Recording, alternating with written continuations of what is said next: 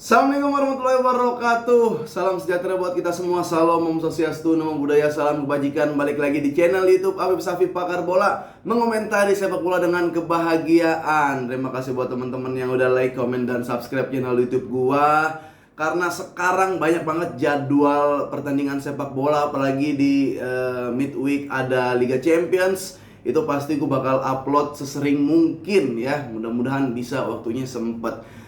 Dan jangan lupa juga, gue juga punya channel YouTube, namanya itu Tackle Bebas. Jadi buat yang kangen sama podcast Boba, itu kan formatnya audio, suara doang.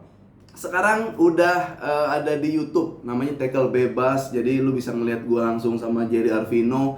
Itu pembahasannya mirip-mirip lah sama podcast Boba. Dan lebih bikin fresh lagi karena after match kita langsung bikin video. Ada isu-isu yang lagi panas, kita langsung bikin video. Jadi silakan di subscribe channel YouTube Tackle Bebas, dan jangan lupa juga nonton Transportainment, itu karena ada gua di situ. Oke?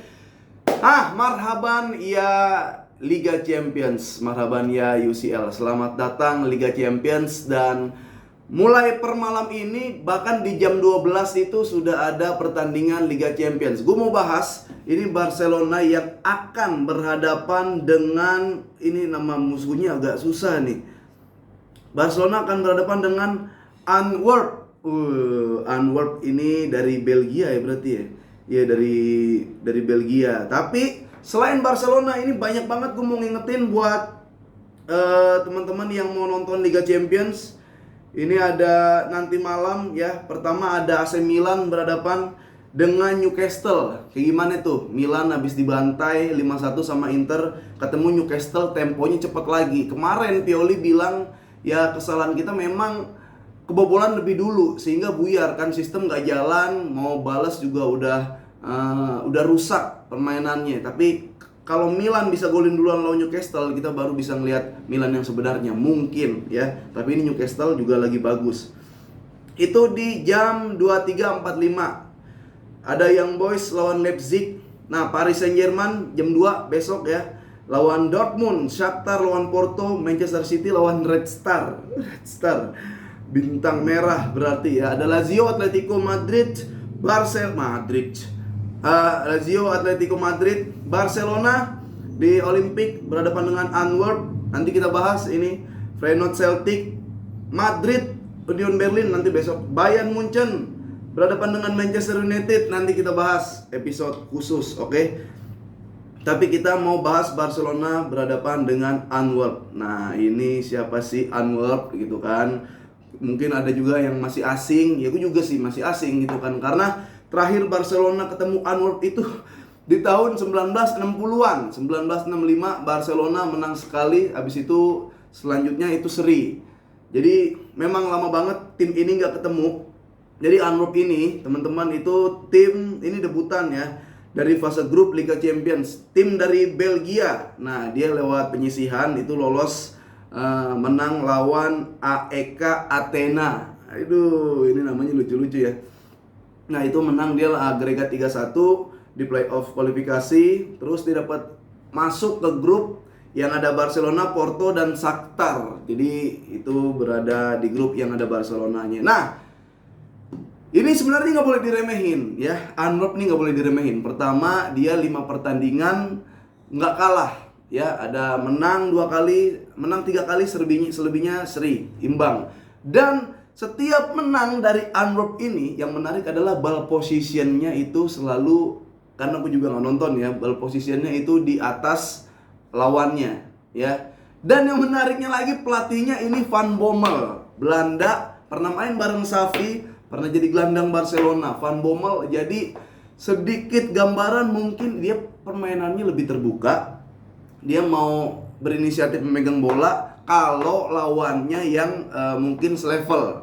Ya, Antex tadi itu selevel, Athena itu selevel. Jadi ada kemungkinan lawan Barcelona ini dia bisalah bertahan ya. Bertahan.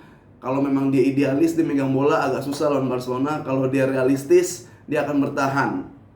Nah, itu ada Van Bommel. Karena waktu 2005-2006 main bareng sama Xavi Hernandez. Nah, jadi kedua tim dalam keadaan yang sangat percaya diri.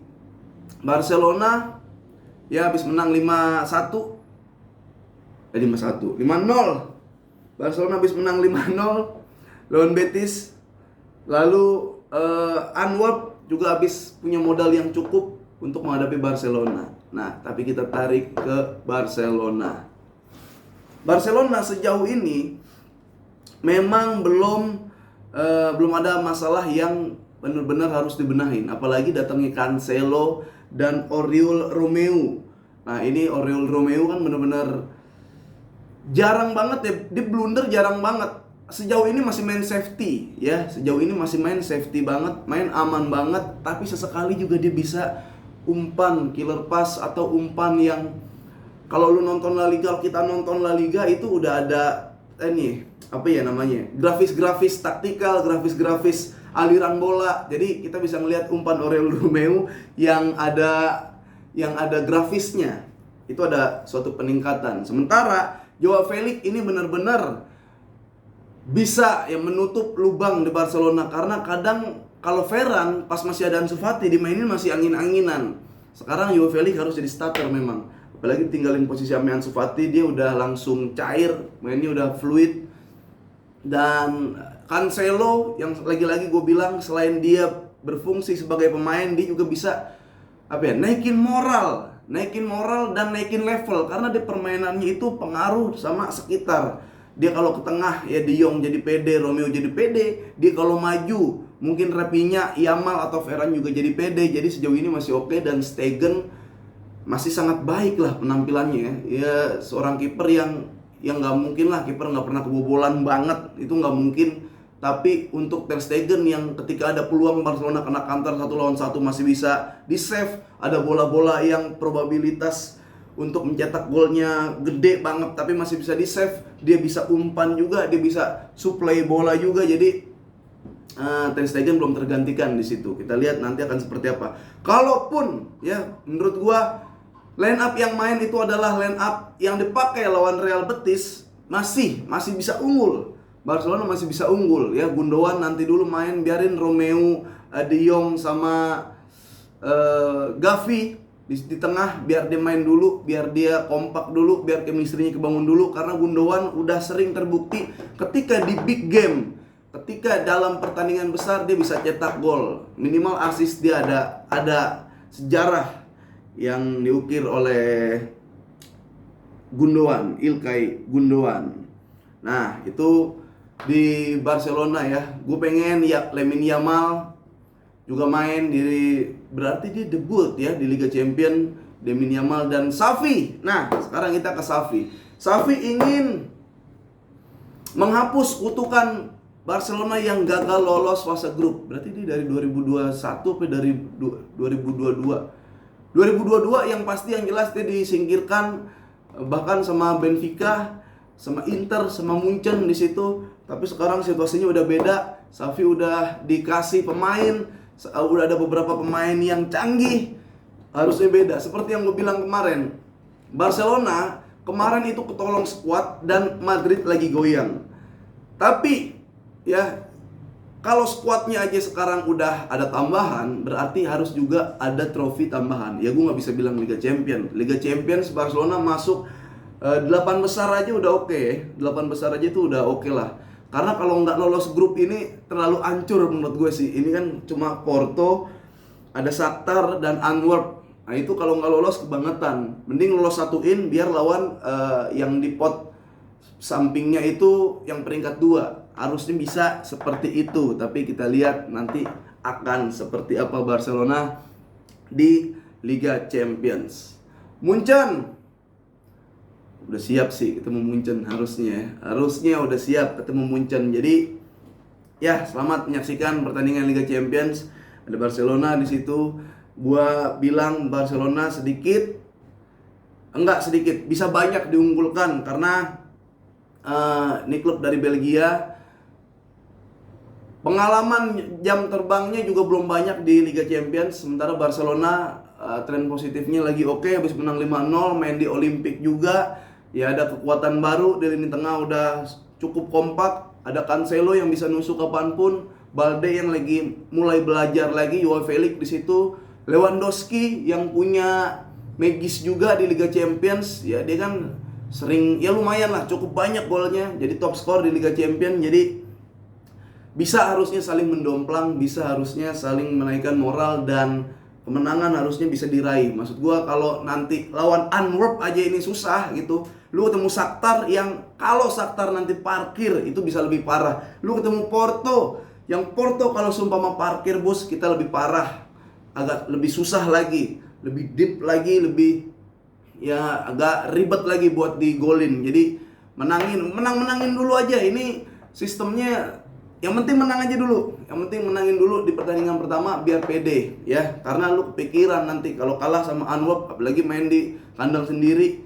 itu pengaruh buat mental di Liga Champions. Tapi dengan adanya beberapa pemain yang gue sebut tadi, Cancelo, Lewandowski, tengah Romeo yang safety, Joao Felix yang udah mulai bisa golin, Lamine Yamal yang lagi pengen nunjukin juga ini pemain muda bagus, bola yang dipegang Semendi jadi emas terus. Kalau ada yang komen kemarin, gue baca komen bilang Lamine Yamal ini kayak ada kutukan gak bisa golin. Nah, gue sempat ngobrol sama Bung Adiani, Lamine Yamal sama Messi itu kan mainnya waktu masih sama-sama muda. Ya Messi pas baru main itu dia passing bisa, gocek jago, melewati pemain jago, umpan jago, tapi shootnya masih ngablang jauh kemana-mana. Tapi kalau lu nonton di Spanyol ya, di yang youth atau yang di kemarin itu tuh bisa golin juga. Jadi shootnya udah dapet, udah akurat lah, harusnya akurat. Harusnya Lamine Yamal kalau ini kesempatan panjang bisa golin, harusnya ya bisa golin kalau starting line up. Jadi okelah, Barcelona harusnya unggul. Dan yang menarik lagi berarti ada apa lagi tadi tuh?